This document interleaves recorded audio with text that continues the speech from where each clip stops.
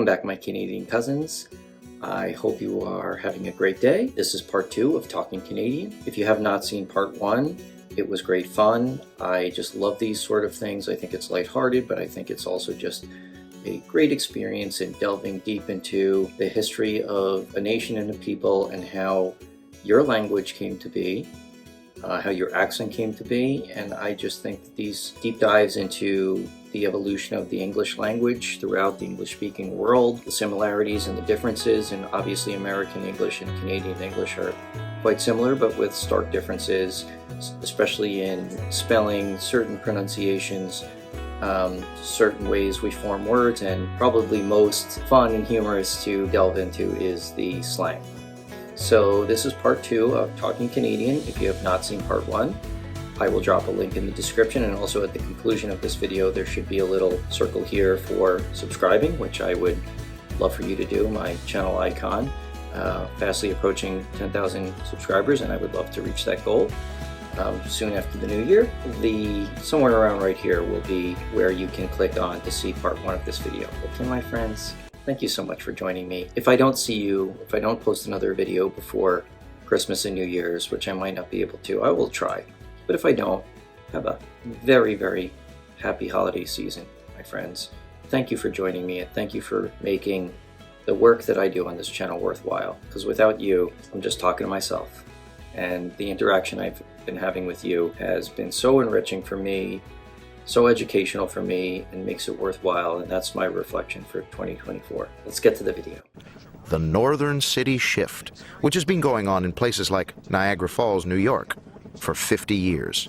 It's happening in Rochester and Syracuse, Buffalo, Cleveland, Detroit, Chicago, all the way to Minneapolis.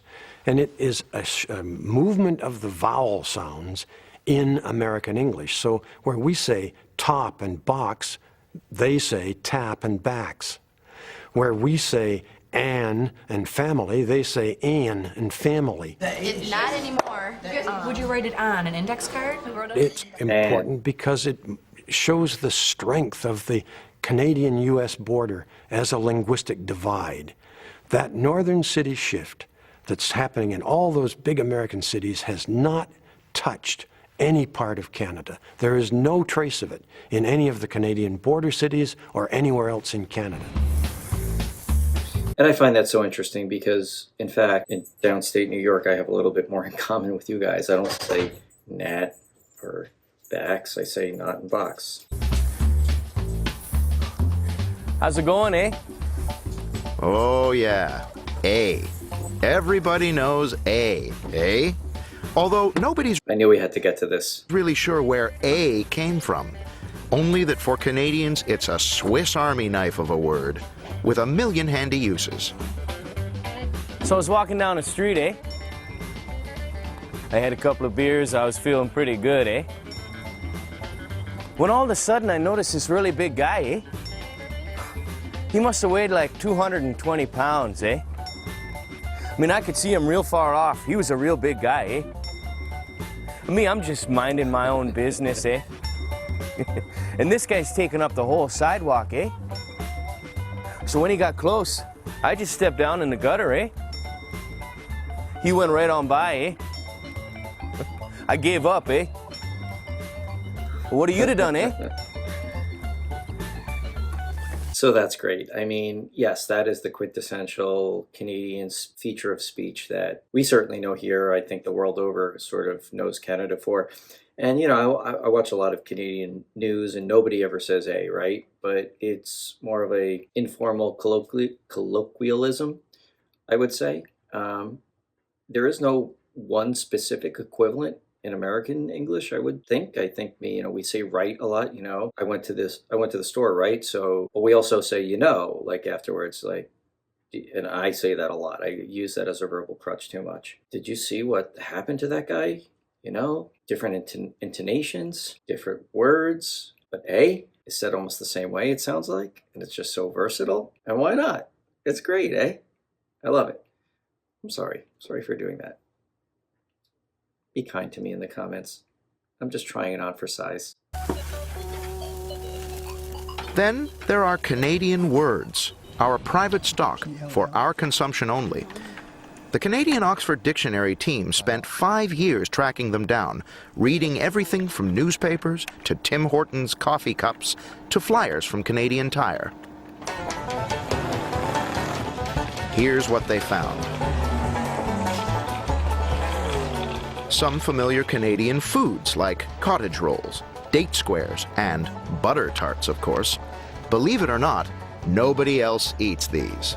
Ah, but that's not true. If you have a channel where you're exploring Canadian culture, you might do something like this. How do you work this confangled contraption? Oh, I know. Just kidding. All right, so they have the regular ones without the pecans, and I have the one with the moment of truth, right? Mm-hmm.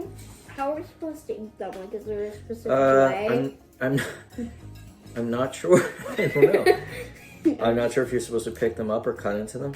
Ooh, look at that ooey gooiness coming out. Oh, it's just like the top. Right, I ready? want to get like a scoop of ice cream with it. Mmm. Oh my goodness. Sugary, buttery goodness. Yeah, they were good. And food that's known by names that only Canadians use, some of them really obscure. We call this Fulano cheese, but everyone else calls it Montaggio cheese. And they found some uniquely Canadian spellings for everyday foods like yogurt. Who but Canadians would spell it like this? It works in French and English.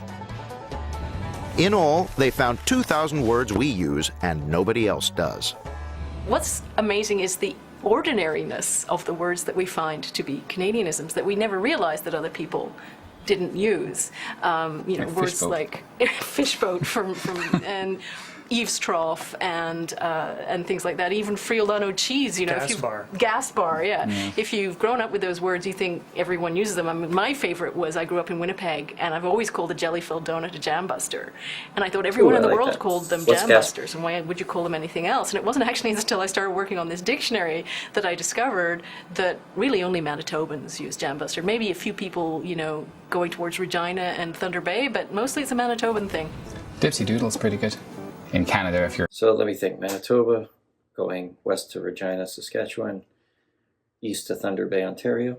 I know the geography now. You're trying to stick handle your way through bureaucracy, don't you, Dipsy Doodle? Dipsy Doodle? You can. Yeah. Get it? In the Thunder Bay area. You have to be careful with this one. Yes, we do. Especially when in advertising, we found that in the Thunder Bay area, it seems to be the only part of the country, and possibly the only place in North America that uses the word shag to refer to a combined shower and stag party. Whoops. So it's interesting to see advertisements from Thunder Bay for shag in our hall. Yeah, hall available for shag. Brits would like that. Austin Powers, the great Canadian Mike Myers. But that's the kind of regional quirky Canadianism that makes the language interesting. And here are some other words that only Canadians use. Words to do with politics. Bagman. Scrum. Lockup. Bear pit session. Riding. Words about our national... I do know what a riding is from studying Canadian politics. The others... Pastime, the liquid one, that is. Do for. Bush party. For. Skunky. Molson muscle. Even a bunch of words that all have... I love Molson Muscle for beer belly. That's funny. Skunky, we say that too for those beers that are in green or clear bottles that, from what I understand, sunlight causes that skunky effect. The same subject, underwear. We just can't agree what to call it. Gotchies. Gotch. Gitch. I wonder where those come from. Gotch, gitch, gotchies. And here's one for Reverend Geeky. Canadians love expressions that have to do with barnyards, rear ends, and the products thereof. There's cat's ass, shit disturber, and pinch of coon shit. And one we borrowed from England, Canadians long to be happy as a pig in shit. We are happy as a pig in shit also. The other is no. Your aunt in Montreal wouldn't say that, but you should hear what she puts her coat on. a hanger. So I'm from New York, and obviously I think we have the largest Jewish population outside of Israel in the world. I grew up with my best friend who's Jewish, a lot of Jewish friends to this day, a lot of people I do business with. And I would say that hanger is a very Jewish thing because I think it is a natural speech pattern that comes out of Yiddish. I would say that that is more older generation. I don't hear a lot of my contemporaries, like my friends' parents would say that. And actually there's a stereotype throughout the rest of New York that Long Islanders call Long Island, Long Island. And that actually comes from the Jewish population here and maybe even a little bit of the Italian population who do something similar. I'm third generation American, Italian American, third generation Irish American. So I don't have any of those like old speech patterns, and they're really kind of disappearing as English becomes, well, I guess more generalized and less regional. The regional accents do exist still, but a lot of those old-time features that come from ethnicity are either just melding into a general regional accent or just disappearing altogether. But I would be very curious to see if in Montreal there isn't the same thing, because I do understand that Montreal has both a pretty sizable Jewish and Italian population. Besides Canadian words, in places like Montreal, there are new Canadian dialects beginning to turn up. Charles Boberg studies the language of Montreal's Italian and Jewish communities, especially where they are close-knit and independent. He's finding pronunciations like coat hanger, hanging on there. So I'd like you to just read the first column on this page and the... Joe Tuzzolino was born in Montreal and grew up in an Italian neighborhood. He's one of the Italian Montrealers Boberg has been studying. Bar, sit, file, student, caller. Tuzzolino has kept more of his parents' language in his speech than most Canadian-born children of immigrants. Cool, food, stone, house, hanger. When you were growing up in the East End of Montreal, did you have any experience with non-Italians, with people outside the Italian community? No.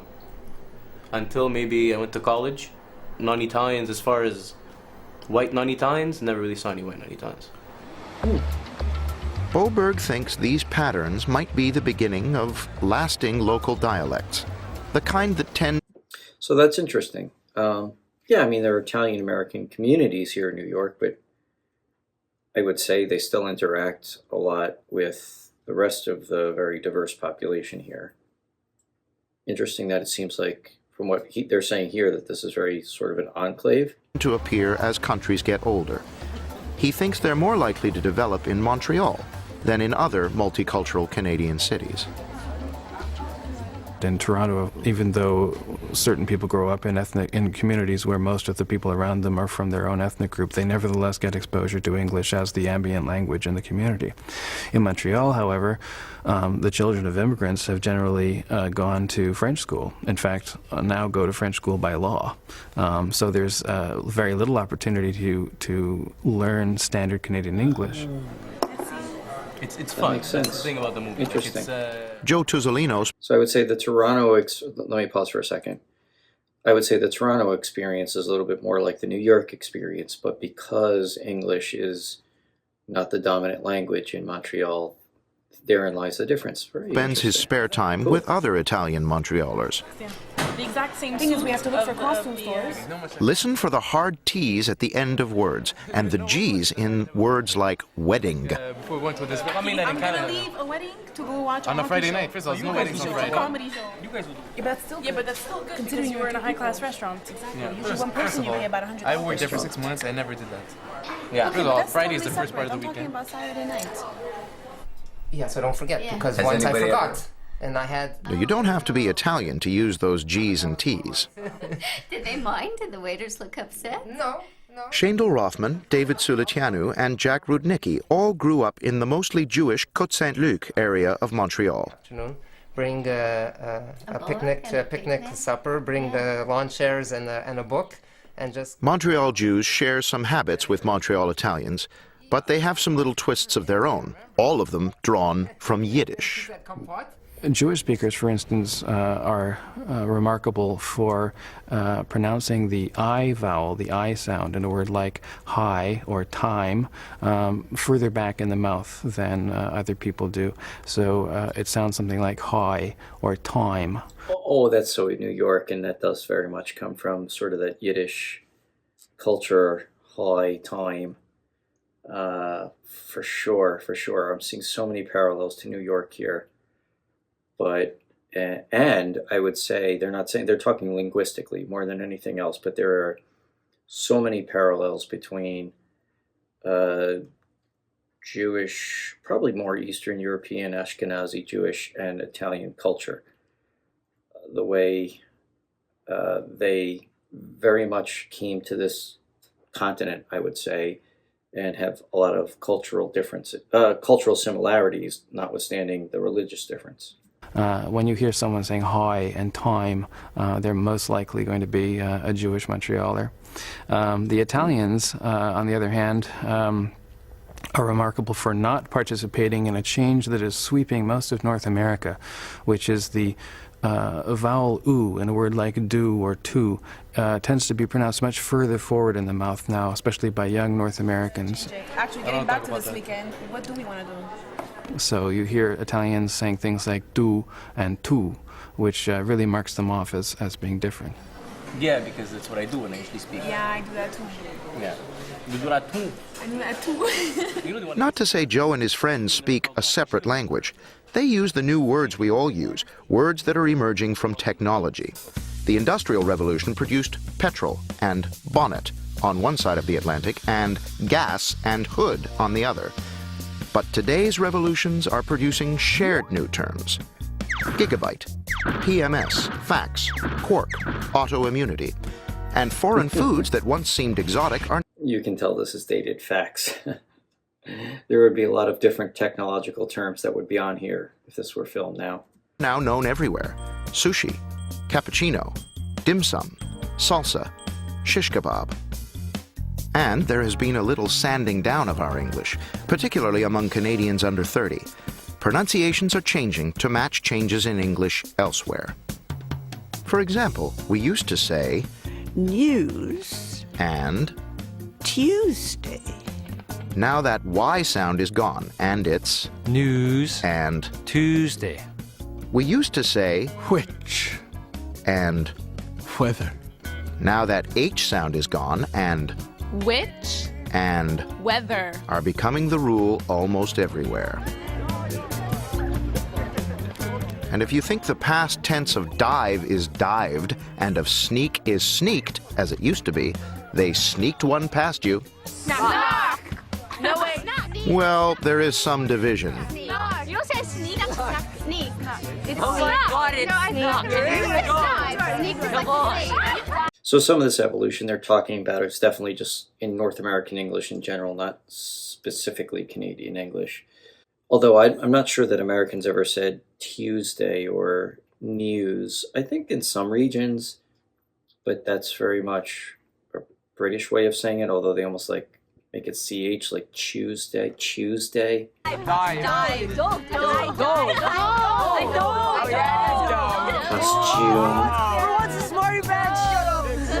And snuck and dove are part of what seems to be a standardization process that is happening in all the Englishes of the world. So, snuck and... So one thing they didn't mention, but I just heard him say it, is process.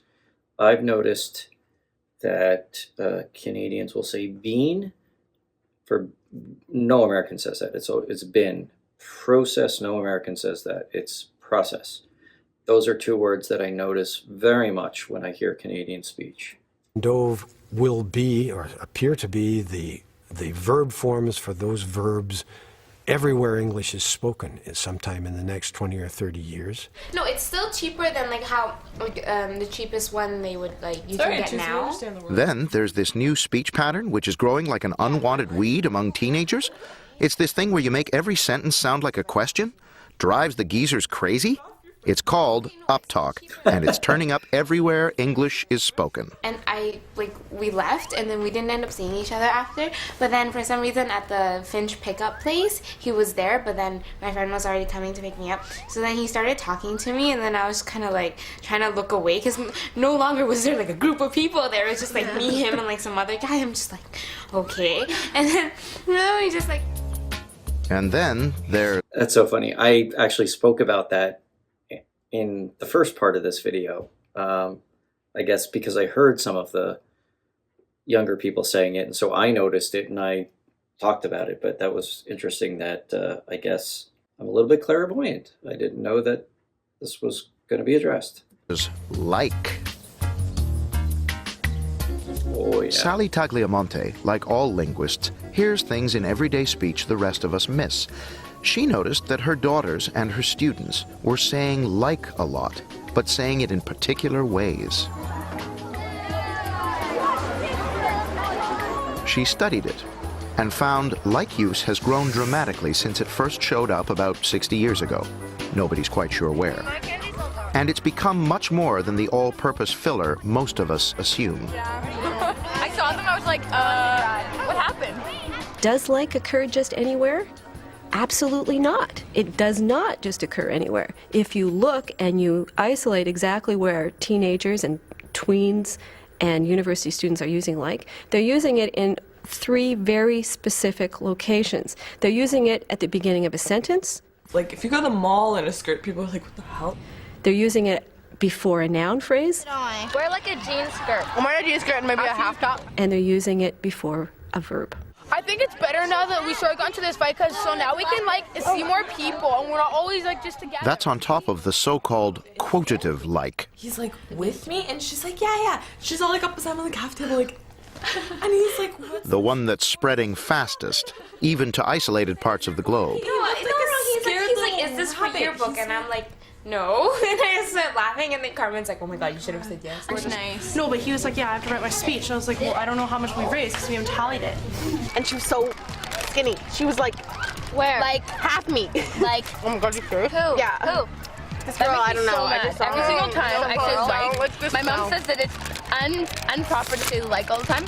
So every single time I say like, so take a chip. when I say like, she says like after me. Improper. Get used to it, parents. I know that's not It all Canadian. adds That's up to just something that might be a young person permanent part of the making language. a grammatical When you mistake. find a feature of language being used in a very specific location, way more than any other place, then that gives us clues that something is actually happening in the language itself. And in the case of like, the fact that it is so frequently used in a specific location, for example, before a noun, makes us suspect that something might be really going on in the grammar. And as for so instead of really or very, that could stick around too. I think they're so cute. Like, they're like, and they don't even have a zipper. They're so comfy. You might say, that's very interesting, but someone else might say, that's so not true. Is that a grammatical error? Well, so not true is maybe not part of the grammatical rules today, but maybe it will be in the future. I think it pretty much is by now. Antonia's going out with... Since when did they go out? You know Antonia? Yeah. Hey, Jennifer's going out with Max Weber. Are you serious? And... Canadian English is not English English. It's not American English. It's us. It's changing to match changes happening around the world. But does that mean it's fading? No. The more we pick up from other English speakers, the harder we try to keep whatever we think defines us as Canadian. He's best friends with Travis and Nick. You get wet? So we'll keep on doing that as long as we can, and then when some of those disappear or get swallowed up in a kind of a broader spectrum, we'll come up with other markers that mark us in the same way. Maybe when everybody in the United States merges the vowels in caught and caught, then we'll have to find something else to be very Canadian about. He wants to be gold dust in the third year. Does that make his own? And the same applies to local differences in the way we talk. They may become much more pronounced. He's probably going to be fed up by the next one. It could be Edmonton and Calgary will become quite different, Toronto and Ottawa, Victoria and Vancouver. If we could come back in 100 years, you might be able to instantly recognize that the person's from Ottawa instead of Toronto. And that should be so. I mean, if you're from the national capital, you should sound better than somebody from Hogtown, right?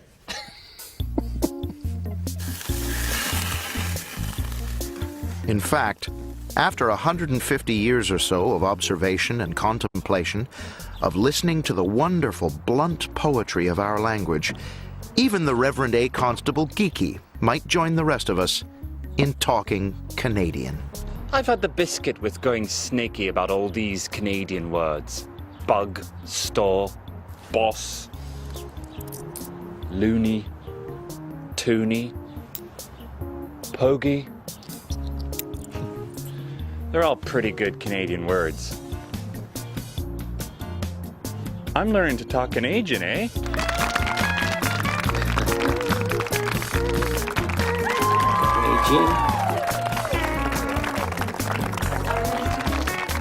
It's an overwhelming number of people. Pleased to meet you. Pleased to meet you. Nice to meet you. Nice to meet you. Is that a way that it used to be said? Canadian? Oh. Thank you. And then we will go to a hockey game. Is that what we do here? Yeah. And a beer. Go to the store.